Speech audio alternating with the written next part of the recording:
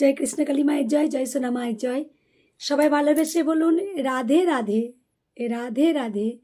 সবাই ভালোবেসে বলুন রাধে রাধে।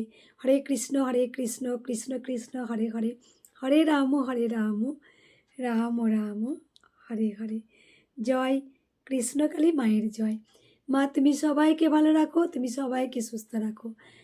দেখো আমি আজকে এক জায়গায় গিয়েছিলাম, আমি এখনও শাড়িটা চেঞ্জ করিনি, আমি সকাল থেকে শাড়িটা পরে আছি আজকে। আর গোপুসোনা চুপ করে ওকে শয়ন দিয়ে দিয়েছি, আমি একটু দেখিয়ে দিই সবাইকে। দেখো গোপুসোনাকে আমি শয়ন দিয়ে দিয়েছি, এই দেখো গোপুসোনা, এই দেখো ঘুমাচ্ছে, দেখো গোপুসোনা। সবাই দেখতে পেয়েছেন, এই যে গোপুসোনাকে ঘুম পাড়িয়ে দিয়েছি, ঢাকা দিয়ে দিয়েছি, দেখো নেনামোনা বেটুকে দেখেছে সবাই, এই যে চুপ করে ঘুমু ঘুমু করছে গোপুসোনা, ওকে শয়ন দিয়েছি। আর এই যে মাকে একটু দেখিয়ে দিই, আমার সবাই সমস্ত আজকে এই ভক্তরা যারা আপনারা আমার আপডেট পাওয়ার জন্য বসে আছেন যে কখন মঙ্গলা মা বলবে যে কৃষ্ণকালী মায়ের মন্দির কবে উদ্বোধন হবে, কবে খোলা হবে, তা আপনারা সবাই জানেন, আমি অবশ্যই বলবো। আর আজকে একটু এক জায়গায় গিয়েছিলাম, তা আপনারা সবাই জানেন যেখানে আমি 5 মিনিট আমি পা দিই মানে দাঁড়িয়ে থাকি, আর প্রচুর প্রচুর মানুষ সেখানে ছুটে আসেন। বলতে হয় না যে আমি এই উপকার পেয়েছি কি উপকার পেয়েছি, মানে নিজেরাই বলেন মা আমি আপনার কাছে গিয়েছিলাম, আমার বড় একটা কাজ আটকে গিয়েছিল, পেয়েছি, আপনি চিনতে পারছেন। এবার প্রচুর তো ভক্ত যায়, আমি চিনতে পারি না। যাই হোক আমি 5 মিনিট দাঁড়িয়েছি, প্রচুর মানুষ সেখানে দাঁড়িয়ে মা একটা সেলফি তুলুন, আমরা তো ওখানে গিয়ে সেলফি তুলতেই পাই না, আপনার সঙ্গে কথা বলার সময় পাই না, তখন তো কথা কী করে বলবো, প্রচুর ভিড় হয়। আজকে সেলফি তোলা, তারা নিজেরাই বলছে আজকে এত মানুষের ভালোবাসা। শুধু সকল সন্তানদের বলবো আপনারা ভালোবেসে বলবেন জয় কৃষ্ণকালী মায়ের জয়। মা ছিলেন, মা আছেন, মা যুগে যুগে থাকবেন। এই যে আমার মাধ্যমে কৃষ্ণকালী মায়ের প্রচার হয়েছে, আমার মাধ্যমে মা আমাকে স্বয়ং বলেছিলেন আমার নাম হবে কলিযুগে কৃষ্ণকালী, আমার মন্ত্র হবে জয় কৃষ্ণকালী মায়ের জয়। তো দেখুন সেই মন্ত্র আজকে দিকে দিকে ছড়িয়ে গেছে, গোটা পৃথিবীর মানুষ আজকে সবাই বলেন জয় কৃষ্ণকালী মায়ের জয়। তাই মা ছিলেন, মা আছেন, মা থাকবেন।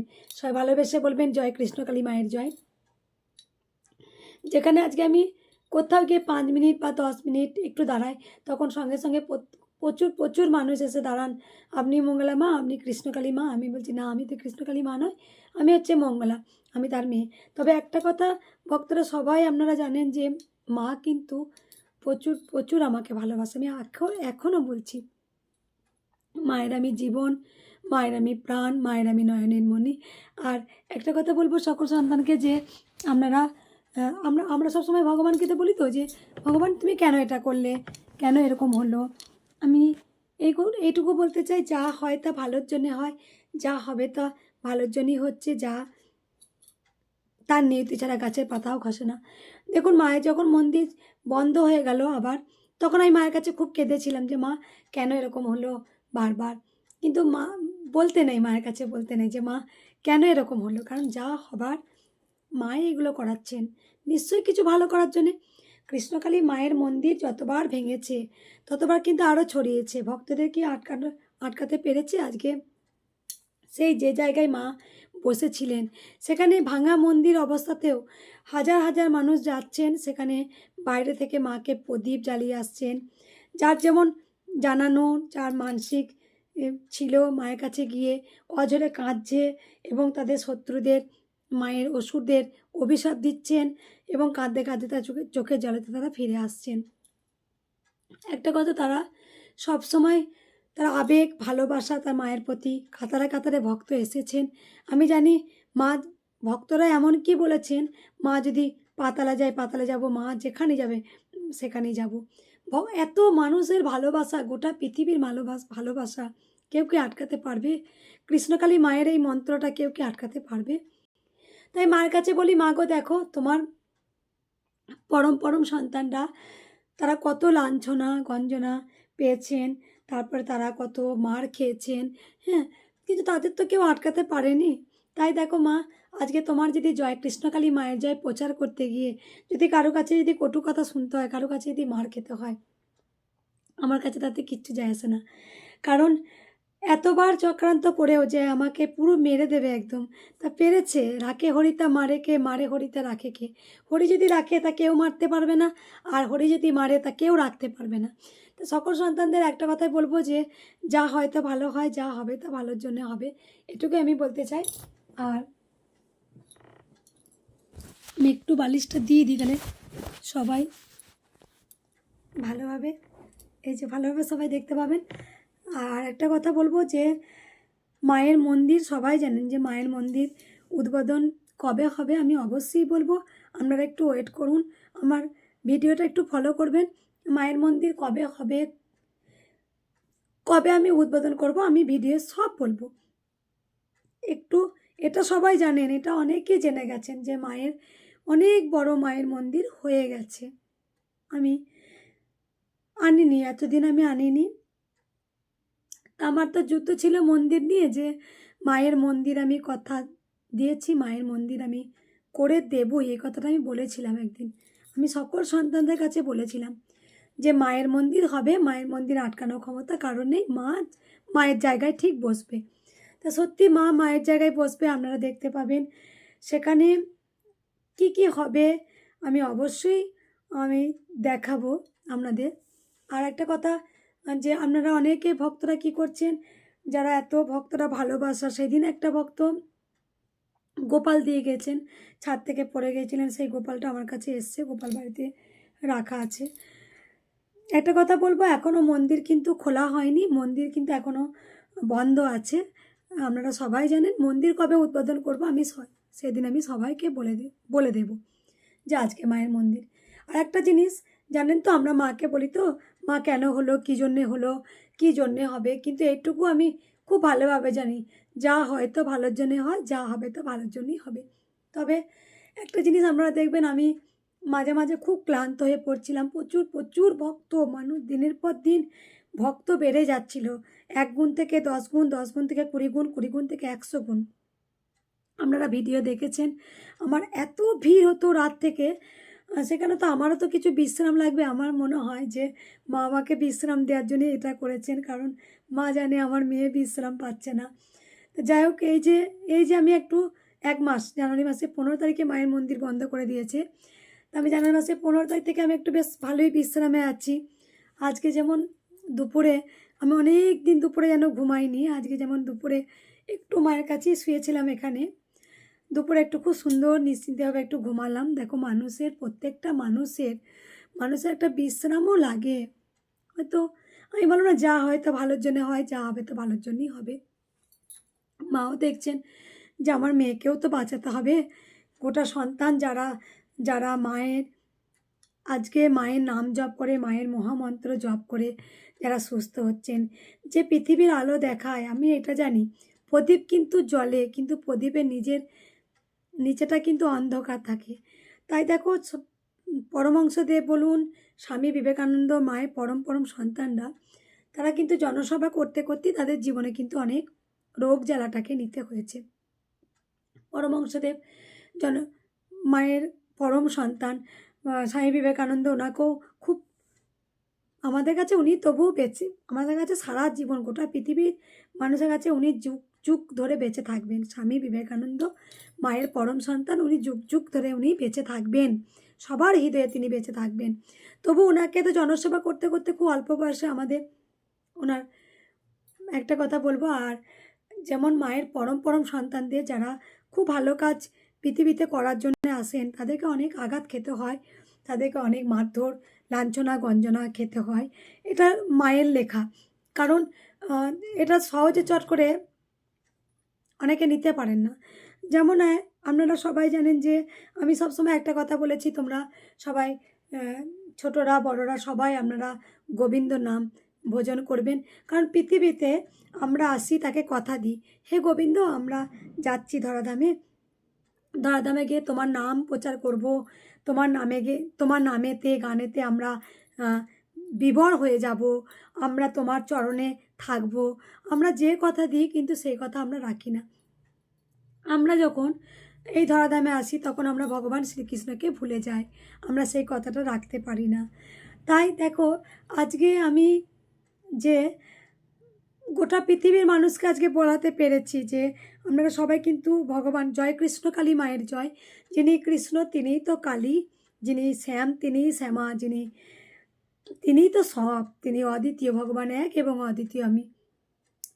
আজকে যে এসে আজকে ধরাধামে গোটা পৃথিবীতে গোটা আজকে এই ঘোর কলিযুগে আজকে প্রত্যেকটা ছোট থেকে বৃদ্ধ বলুন, বয়স্ক বলুন, হ্যাঁ, তারা কিন্তু সবাই একটা কথা বলে, জয় কৃষ্ণকালী মায়ের জয়। এই মন্ত্রে কিন্তু সবাই বলেন, ঘুম থেকে উঠে হলেও বলেন। আমি তো সবসময় বলি যে গোবিন্দ নাম ভজন করতেই হবে। আমাদের শরীর, আমরা যখন মানব শরীরে এসেছি, মানব শরীর যখন আমাদের আছে, আমাদের জীবনে সব কিছু কিন্তু ভোগ করতে হবে। দুঃখ কষ্ট ভোগ করতে হবে, আনন্দ ভোগ করব, আমরা রোগ জ্বালা ভোগ করব, আমরা কিন্তু সবটাই ভোগ করব। কারণ আমরা আমাদের যে আজকে আমরা ভাবি যে আমি 16 সুখ পাবো, তো 16 সুখ তো কেউ পেতে পারে না, কেউ পাননি। তাদের জীবনে দুঃখ আসবে। যেমন আমি যদি ভাবি যে আমি নিরোগ থাকবো, অসম্ভব। শরীর মানে রোগের বাসা, সবার জীবনে রোগ আছে, সবার রোগ থাকবেই, রোগ ছাড়া শরীর হয় না। তাই সবার জীবনে রোগ আসবে, আমারও জীবনে রোগ হবে, সবার। তবে একটা কথা বলবো, সুখ দুঃখ নিয়ে জীবন, কিন্তু আমরা গোবিন্দকে ডাকতে ভুলবো না। আমরা গোবিন্দকে কিন্তু ডেকে যাব। সবার জীবনে ঝড় আসে, সবার জীবনে কষ্ট আছে, কারো কম কারো বেশি। এই যে আমার জীবনটাই দেখুন না, কত বারবার তো ঝড় এসেছে। তা মা থেমে রয়েছে, ভক্তরা কি চুপচাপ বসে আছে? ভক্তরা তো তারা তো আকুল হয়ে আছে, কবে মায়ের মন্দির খুলবে, আমরা যাব।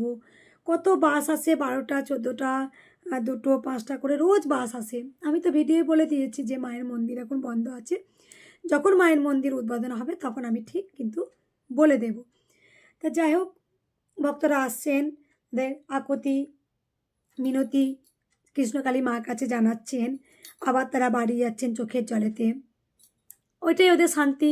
মায়ের মাটিটা মাখছেন, মায়ের মাটিতে গড়াগড়ি দিচ্ছেন, সেখানে গিয়ে দণ্ডি খাচ্ছেন, সবই করছেন। মায়ের ধূপ জ্বালাচ্ছেন, মোমবাতি জ্বালাচ্ছেন, প্রদীপ জ্বালাচ্ছেন, সবই জ্বালাচ্ছেন। তবে এটা জিনিস যে ভক্তরা কাছে জয় কৃষ্ণকালী মায়ের জয় এই মন্ত্র মুছে ফেলার ক্ষমতা নেই, যতই শত্রুরা জয় করুক। আর একটা জিনিস আমি খুব ভালো করে জানি, যখন শত্রু থাকে, সুর যখন থাকবেন তখন শত্রু থাকবে, সুর দেবতা যখন আছে অসুর কিন্তু থাকবে। তাই কৃষ্ণকালী মা যখন আগমন হয়েছেন তখন এর সঙ্গে যে অসুর থাকবে, অসুরের যে সৃষ্টি হবে, সেটা আমি ভালো করেই জানতাম। তাই যাই হোক, আজকে মায়ের এত ভক্তের ভালোবাসা, এত আকুতি। যেমন মহাপ্রভু চৈতন্যদেব হরে কৃষ্ণ কৃষ্ণ কৃষ্ণ হরে হরে, হরে রাম রাম রাম হরে হরে, এই যেমন মহাবাণী যেমন তিনি মুছে ফেলতে পারেন, কেউ মুছে ফেলতে পারেনি। যেমন মহাপ্রভু চৈতন্যদেব ঘোর কলিযুগে হরে কৃষ্ণ নাম সংকীর্তন বিলিয়ে গিয়েছিলেন ঘরে ঘরে। আজও সেই নাম, আমরা মধুর নাম শুনলে একটা আমাদের অনুভূতি হয়। তাই মায়ের নাম কিন্তু কৃষ্ণকালী, মায়ের নাম কৃষ্ণকালী। তাই এই কৃষ্ণকালী, কৃষ্ণ কথার অর্থ হচ্ছে ভগবান শ্রীকৃষ্ণ কথার অর্থ হচ্ছে সর্বোচ্চ শক্তি, সর্বোচ্চ আনন্দ।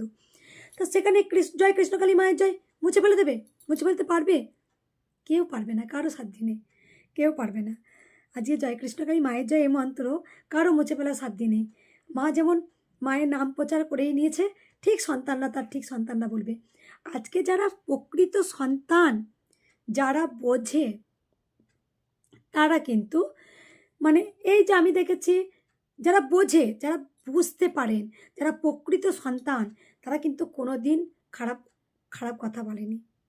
আর আজকে অনেকে বলে যে মা মা মা ঠিক আছে, মা অবশ্যই আছেন। ভালো করে একটা যুগে যুগে দেখবেন, আমরা বলছি প্রহ্লাদ নৃসিংহ নারায়ণ, তিনি হলেন, কার নাম জড়িয়ে আছে? প্রহ্লাদের কথা কিন্তু নাম বলতেই হয়, প্রহ্লাদের নাম বলতে হয়। প্রহ্লাদ এমন পরম ভক্ত ছিলেন, ভগবান বিষ্ণু তিনি স্বয়ং এসেছিলেন ওনাকে রক্ষা করতে। এই যে আমরা বাম বাম তারা বলি, বাম বাম তারা, আমরা কিন্তু যখনই তারা মায়ের কথা ভাববো, তখনই কিন্তু বামা খ্যাপার, মায়ের পরম সন্তান বামা খ্যাপার কথা কিন্তু আমাদের স্মরণে আসবেই।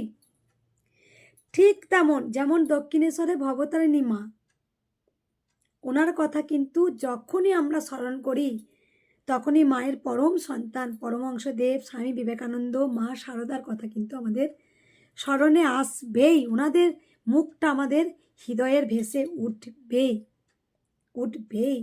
কারণ মা যুগে যুগে লীলা করতে আসেন, লীলা করতে আসেন। মা পৃথিবীর সন্তানদের বেছে নেন, বেছে নেন। কারণ আজকে যেমন জয় কৃষ্ণকালী মায়ের জয় মন্ত্রটা, এটা তো মা আমার কানে বলেছিলেন না।